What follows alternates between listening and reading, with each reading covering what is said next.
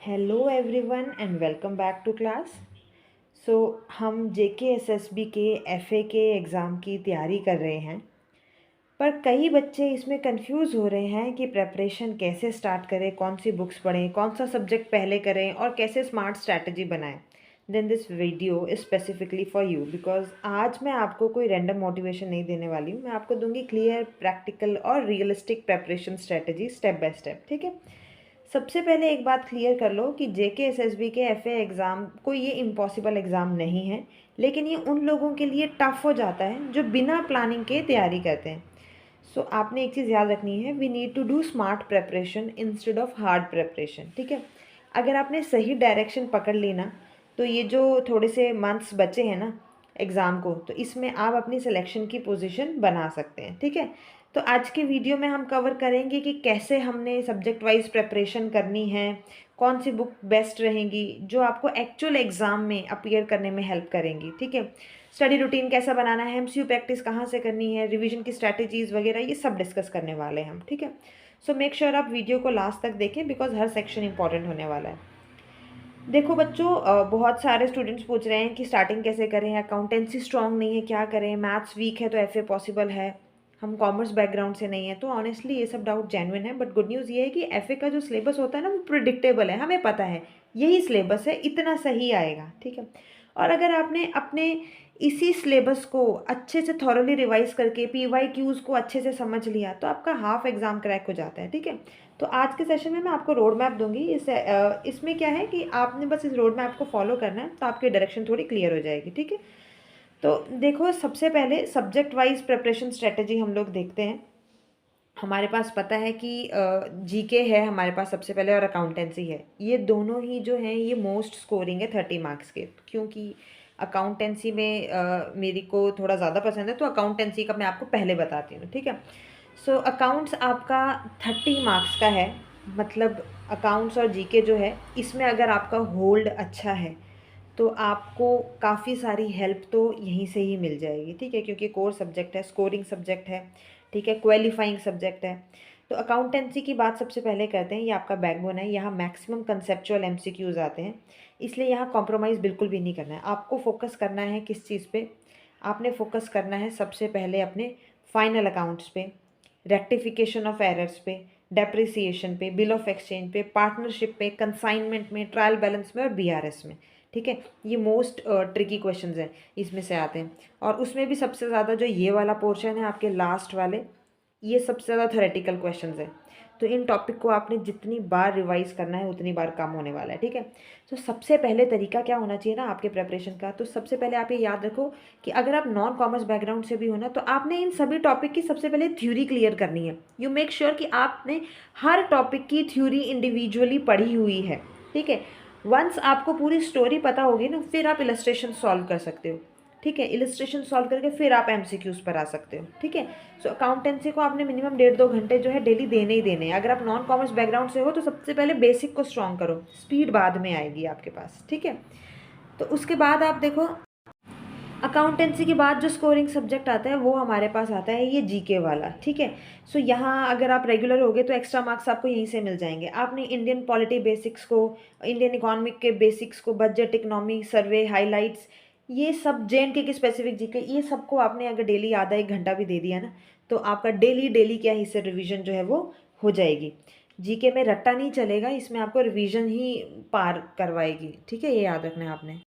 अब अगर हम सब्जेक्ट के प्रायोरिटी की बात करें ना, तो सबसे पहले प्रायोरिटी आप दो अकाउंट्स को। ठीक है। फिर आप जाओ मैथ्स में, क्योंकि मैथ्स भी बहुत ट्रिकी है। उसके बाद GK में जाओ और फिर लास्ट में इंग्लिश में जाओ। इस ऑर्डर में आप प्रिपरेशन को स्ट्रक्चर कर सकते हो। ठीक है। सो प्रिपरेशन का मतलब सब कुछ एक साथ पढ़ना नहीं है, प्रिपरेशन का मतलब है स्ट्रक्चर्ड डायरेक्शन देना। अगर आप subject wise clear strategy follow करते हो तो कन्फ्यूजन खत्म हो जाएगा। ठीक है। अब हम नेक्स्ट अब ये जानते हैं कि कौन सी बुक्स किस सब्जेक्ट के लिए बेस्ट रहेंगी। ठीक है। कौन कौन सी बुक्स आपने किस चीज़ के लिए रेफ़र करनी है। तो शुरुआत हम अकाउंटेंसी से ही करते हैं। अकाउंटेंसी तो कोर सब्जेक्ट है ही है। तो यहाँ ना मैं आपको रेकमेंड करूँगी, अगर आप क्लास 11 और क्लास 12 में चेक करोगे ना, इनकी एक हेल्प बुक होती है 11-12 के बच्चों के लिए, वो है TS गरेवाल और DK गोयल। तो ये दोनों जो बुक है ना, ये दोनों बेस्ट बुक हैं। इसमें आप सबसे पहले थ्योरी से शुरू करो, थ्योरी पढ़ो, उसके बाद थोड़े से इलस्ट्रेशंस देखो। जो ये डीके गोयल है, डीके गोयल में तो ऐसे सेटअप किया हुआ है इसमें कि जैसे जैसे इलस्ट्रेशंस हैं, जो आपके बैक एक्सरसाइज के क्वेश्चंस हैं वो बिल्कुल वैसे ही हैं। मतलब आपके पास इलस्ट्रेशन नंबर 1 सॉल्व किया हुआ है, अब इलस्ट्रेशन जो वो जो अनसॉल्व है क्वेश्चन नंबर 1 जो बैक एक्सरसाइज का, वो बिल्कुल इलस्ट्रेशन 1 पे बेस्ड है। तो उससे क्या होगा ना, आपने एक सॉल्व कर लिया तो अब आप एक अनसॉल्व कर सकते हो, तो बिल्कुल साथ साथ आपकी प्रिपरेशन हो जाएंगी, ठीक है। और टी.एस. गरेवाल, इसकी भी थ्योरी, ये दोनों में से कोई भी बुक आपको रेफ़र कर सकते हो, ठीक है। पर कोई एक करना, दोनों को साथ में नहीं रखना है आपने, कोई एक, ये दोनों बेस्ट बुक हैं, ठीक है।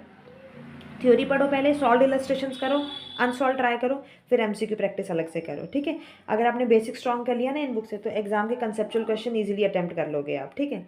फिर अगर हम बात करते हैं इकोनॉमिक्स की, ये जर्नल इकोनॉमिक्स, ये जो 10 मार्क्स का है आपके पास, तो इकोनॉमिक्स के लिए भी आप जब 11th-12th के बच्चों से देखोगे ना सिलेबस जो उनके हैं, उनकी जो बुक्स हैं, उसमें एक उनकी इकोनॉमिक्स की बुक आती है टी.आर. जैन, वी.के. ओरी, ठीक है। ये वाली बुक जो है, this is the best test book for economics, ठीक है। इतने अच्छे से उसमें थ्योरी समझाई हुई है, इतने अच्छे से कि आपको कोई कन्फ्यूजन ही नहीं रहेगी। कंसेप्चुअल अंडरस्टैंडिंग के लिए बेस्ट बुक है ये, ठीक है। यहाँ पर जा करके इस बुक में ना आप demand supply, national income specifically, money banking, budget और बेसिक मैक्रो के कंसेप्ट, ये सब कुछ आप पढ़ सकते हो आप आराम से, ठीक है। फॉर्मूलाज वगैरह इतने अच्छे से प्रेजेंट किए हुए हैं। इकोनॉमिक्स में रट्टा नहीं लगाना है, अपने कंसेप्ट समझ के एमसीक्यूज़ को सॉल्व करना है, ठीक है। फिर उसके बाद हम आते हैं ये स्टैटिस्टिक के ऊपर, तो ये भी आपके पास 10 मार्क्स की है। स्टैटिस्टिक्स के लिए ना बेस्ट पता है क्या है, जो क्लास 11 की एनसीईआरटी है उसमें जाओ। एनसीईआरटी इतनी बेस्ट है स्टैटिस्टिक की, इतने बेसिक से बताया हुआ है, 1 to 1 चीज़ें बताई हुई हैं, बिल्कुल बेसिक अंडरस्टैंडिंग के लिए ये बेस्ट है। हालांकि एनसीईआरटी बड़ी अंडररेटेड है, कोई देखता ही नहीं है उसको, but I am telling you, you must refer that, ठीक है।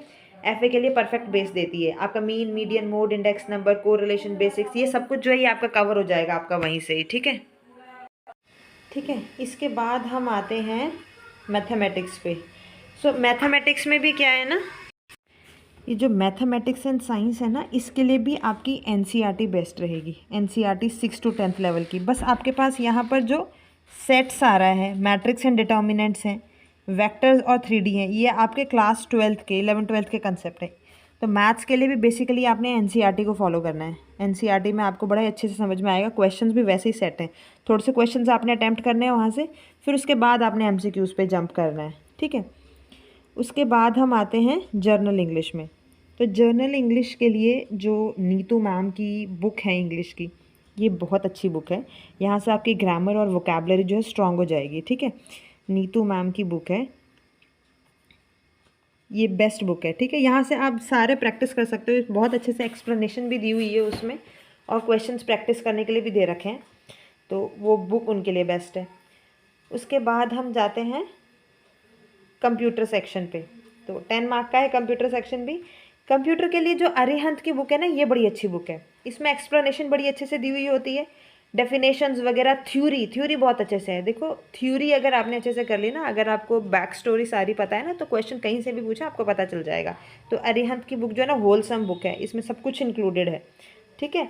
सो आपने ना एक चीज़ ध्यान रखनी है कि स्टूडेंट सबसे बड़ी गलती ये करते हैं कि 5-6 बुक से हर सब्जेक्ट की ले लेते हैं। ऐसा मत करो, एक मेन बुक रखो और एक एमसीक्यू प्रैक्टिस बुक रखो, बस।